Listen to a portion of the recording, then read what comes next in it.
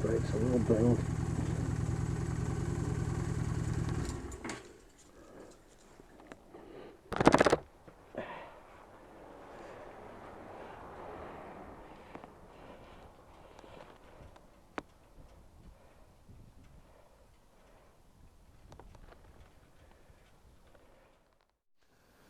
Good afternoon, YouTube.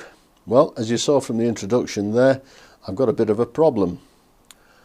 I thought at first I might have had a flat tyre at the back, but that didn't seem to feel quite right. And then I had the dreaded thought that perhaps there was something wrong with the rear brake. My initial thought was that perhaps the brake shoe had delaminated and it was causing it to just lock on. When I got to the traffic lights at the top of the road, I could barely move it in neutral. It wouldn't budge at all, and I had to really rev it hard to get it moving in first gear. So thankfully I hadn't gotten very far. Anyway, when I got home, I found that I couldn't turn the rear wheel at all when it was on the stand. So I made a few inquiries. I found that what seems to be the problem is that the arm that actuates the rear brake shoes has probably somehow gotten fouled in some way, which is going to necessitate me taking it apart and giving it a clean out and trying to get it all back together again and working. This is the area that's causing me the problem, and as you can see, as I try and move the rear brake lever, it moves so far and then it locks in position, and I have to tap it gently with a piece of wood and a hammer to make it move back into position so that the wheel turns freely again. Anyway, I'm going to produce a little video as I progress through this process, and hopefully I should have the bike back on the road within a few days at the most. Depends if I need to get any parts. So let's get down to the bike and let's get cracking.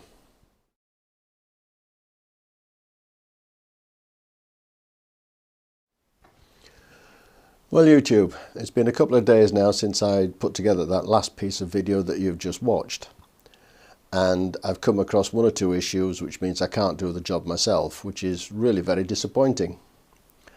Not least of which is the fact that I don't have the socket set that I need in order to get the rear spindle off. It's a specific size, I think it's 27mm, and I just don't have it.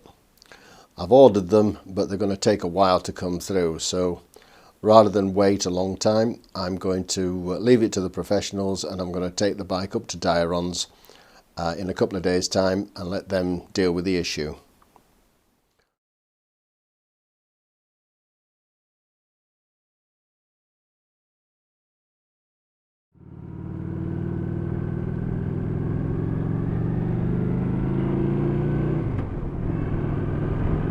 Good morning, YouTube. It's now nearly a week since I had the problem with the rear brakes, and I'm still waiting for the ratchet set that I need in order to fix it. So I've given up on that idea, as I mentioned, and I'm heading now towards Dairon's to get it fixed. I'm hoping that they'll allow me to stick around and watch the job being done, so that I can show you a few photographs, but that of course is entirely up to them. We'll see what they say when I get there.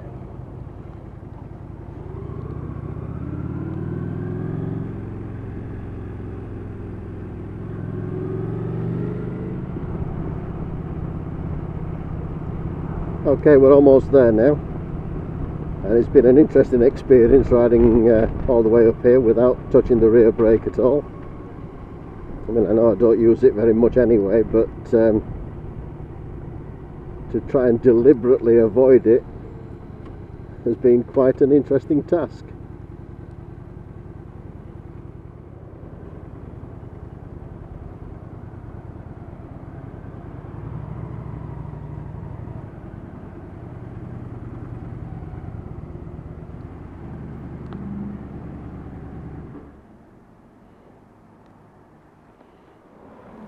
Now then, you're right. Got a poorly back brake. A poorly back brake. I don't suppose I could watch it being done. I'd love to see what's inside there and how it all comes apart. Well, it's not a right lot, to be honest. Right. All there is you've got two brake shoes. Yeah. That shaft has just got a cam on it. What it does is it just does that with your brake shoes, it opens them out. Right. But it goes through about that much of aluminium casting. Does that? Yeah. That rod, and it. Well, I mean, even when you're washing them, and that water can find its way in. So it's going to be road muck and stuff, isn't it? That's gotten in there. So what we do is we take it out, take that out, clean it all up, grease it all up, put it back in. It won't have any grease on because they haven't made a grease. Right.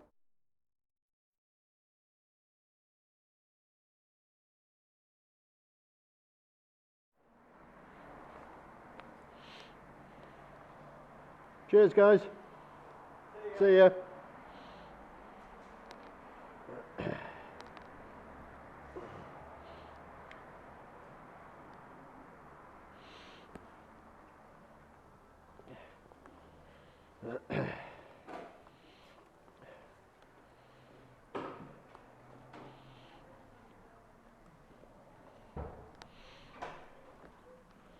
See you later. Cheers, thanks again.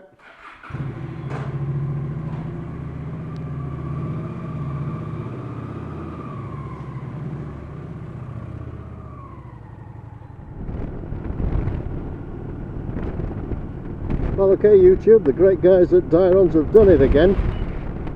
They put me in a brand new set of rear brake shoes, and they told me that the front ones are absolutely fine, which I knew. They also told me that with the equipment that I've got at home, I would have struggled getting that back wheel off. So it's as well that those tools didn't turn up in time. According to the book, it tells me that you're supposed to take the exhaust off in order to get to the rear spindle so that it slides out. But what they do is they undo the rear shock absorber and let the back wheel sag down, which gives you plenty of clearance. Anyway, job's done. Everything's nice and tight, running beautifully.